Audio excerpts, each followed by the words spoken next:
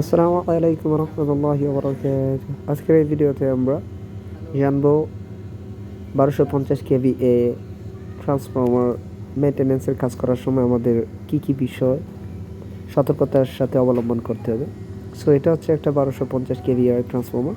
So এটা আমরা যখন মেনটেন্যান্সের কাজ করতে যাই, আর সিওডির পারপাসে কেবলগুলো যখন আমরা ড্রেসিং করতে যাই, তখন কেবলের গায়ে টেনশন বেশি থাকার কারণে যখন আমরা কেবলটা এগুলো কেটে ফেলি, দেন আমাদের এই এলটি সেটের যে বুশিংটা দেখতেছেন, এই বুশিংটা একটু নড়ে যায়। সাথে সাথে আপনার ট্রান্সফরমারের ভিতরে থাকা বয়েল ওই গ্যাসকেটের পাশ দিয়ে বেরিয়ে আসতে থাকে, যেটা আপনারা এই ভিডিওতে দেখতে পারতেছেন।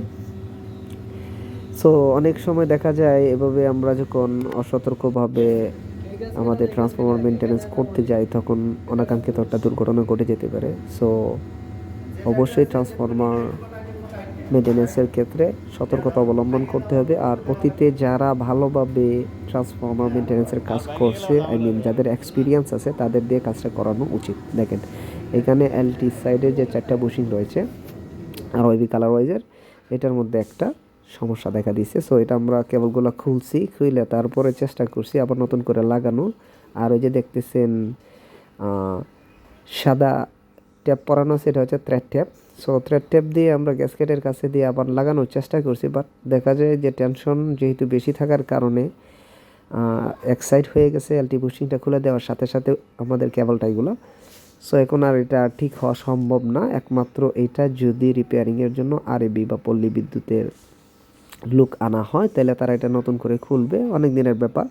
সো এটা না করে আমরা চেষ্টা করছি থ্রেড ট্যাপ পেঁচিয়ে এলটি বুশিং সাইডের যে আমাদের গ্যাসকেটটা আছে ওইটার উপর একটা নাট আছে, ওই নাটটা টাইট দিয়ে একটু টাইট করে দেওয়া। কিন্তু তারপরে দেখা যাচ্ছে যে ওয়েল কিন্তু গা বেয়ে আস্তে আস্তে উপরে উঠে আসতেছে, কারণ ট্রান্সফরমারটা যখন রান অবস্থায় থাকবে তখন এর ভিতরে হিট জেনারেট হবে। আর হিট জেনারেট হলে আপনার ওয়েলটা ফুটতে থাকে ভিতরে।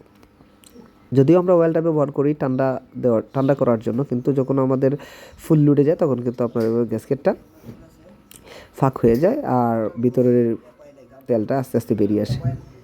এই যে দেখেন, এরপরে কিন্তু আমরা একটু সাবান থেরাপিও দিছিলাম।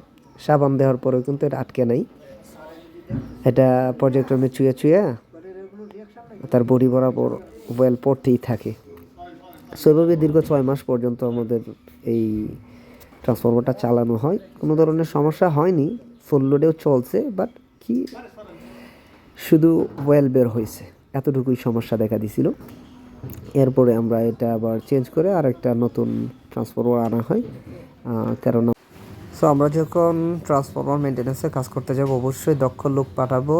আর ট্রান্সফরমারের যে এলটি সাইড বা এসটি সাইড রয়েছে, ওই সাইডের যে আমাদের কেবলগুলো থাকে, ওইগুলো আগে টেনশনটা আমরা দেখে নিব, যে টেনশনগুলো ওই এলটি সাইড বা এইচটি সাইডের বুশিংয়ের উপরে কোনো প্রভাব ফেলবে কি না। দেন আমরা কেবলগুলো সতর্কভাবে খুলতে যাব। আর একটা বিষয়, ভুলক্রমে যদি এরকম এলটি বুশিং সাইড এক সাইড হয়ে যায় বা একটু এদিক ওদিক নড়াচড়া খাওয়ার কারণে এলটি বুশিং সাইডে গ্যাসকেট দিয়ে এভাবে অয়েল বের হইতে থাকে, তাহলে ভয় পাওয়ার কিছু নেই, সমস্যা নেই।